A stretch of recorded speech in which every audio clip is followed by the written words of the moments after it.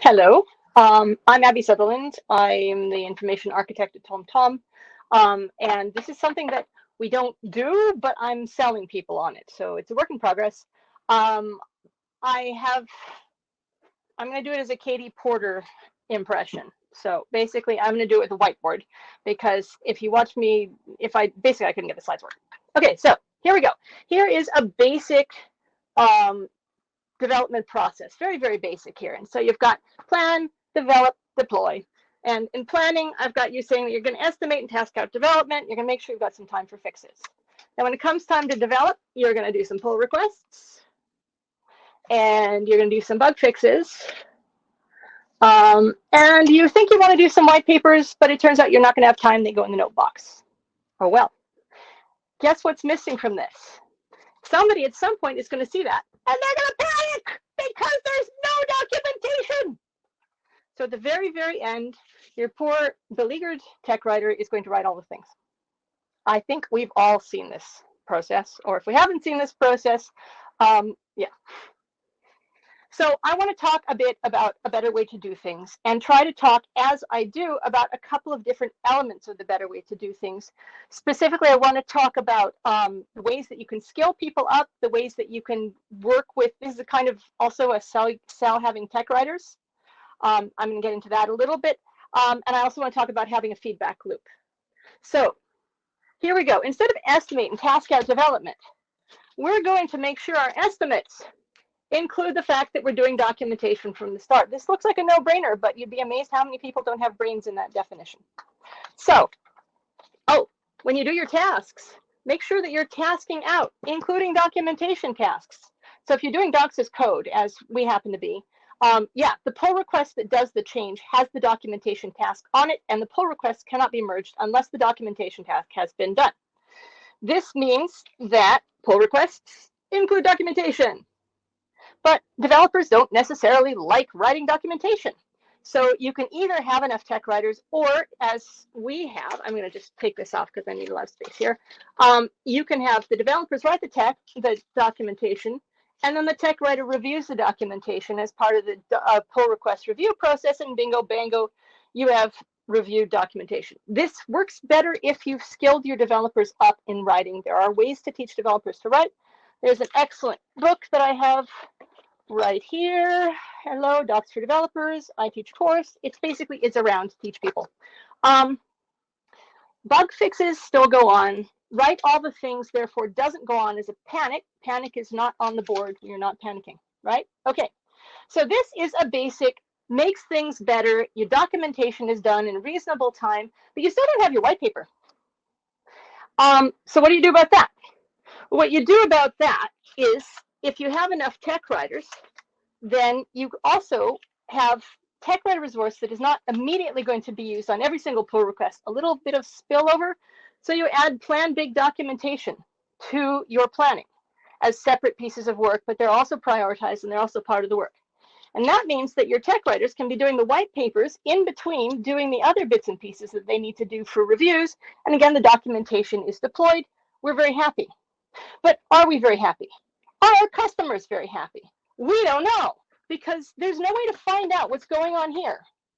So the next thing that I'm trying to lean on my people to do is to treat code bugs like documentation bugs.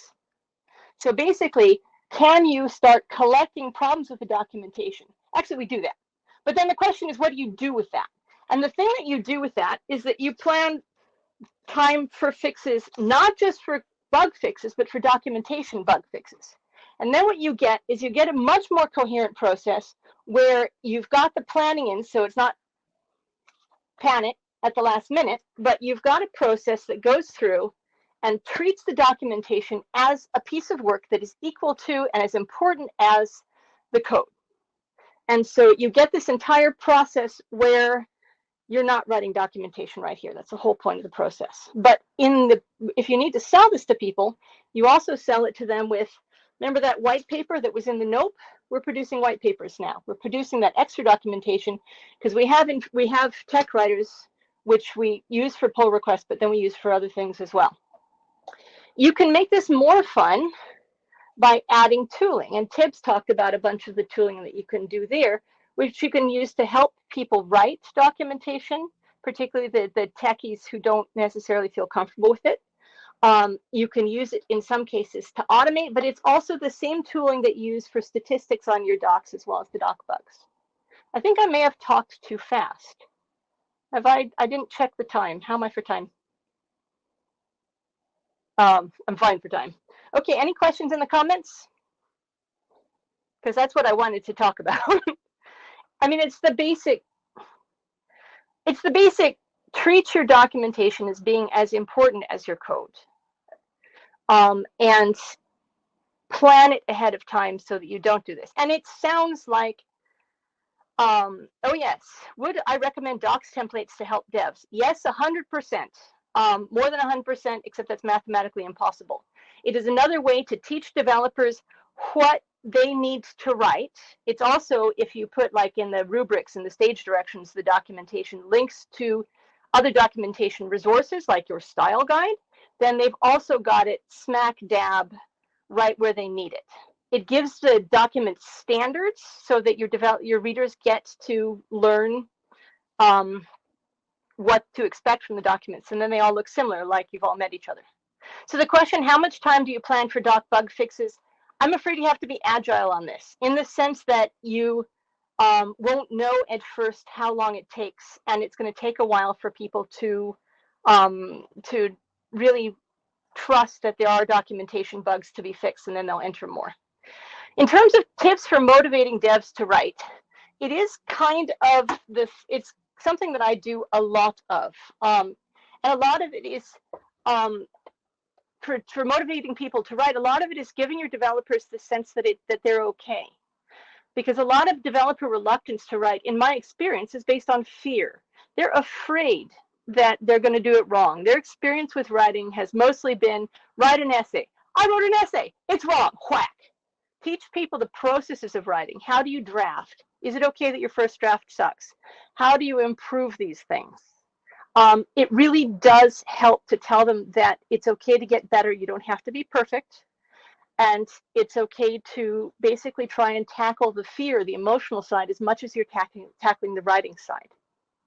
In terms of motivating writers to tack their work in tickets, in my organization, at least, at a certain point, you can say, look, it's the workflow, do it.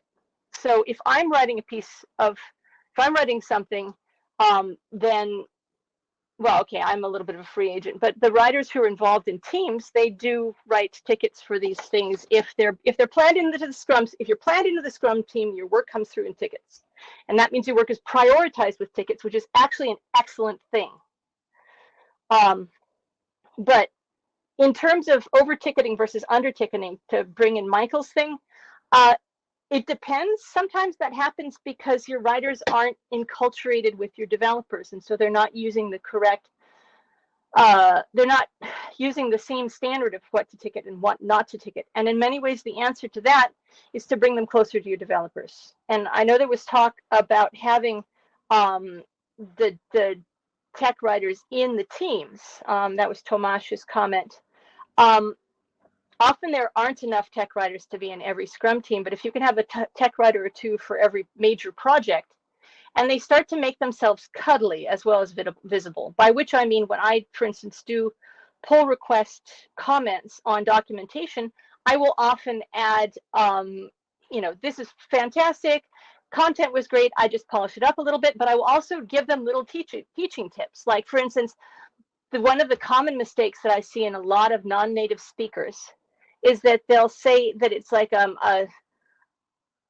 what would be a good example? So it's like they'll use the plural of something where they should use the singular, like it's a bookshelf. They wouldn't say that, but the development equivalent of a bookshelf, a locations object when it should be a location object. And I always tell them, and this is sort of an example of the comment I will give.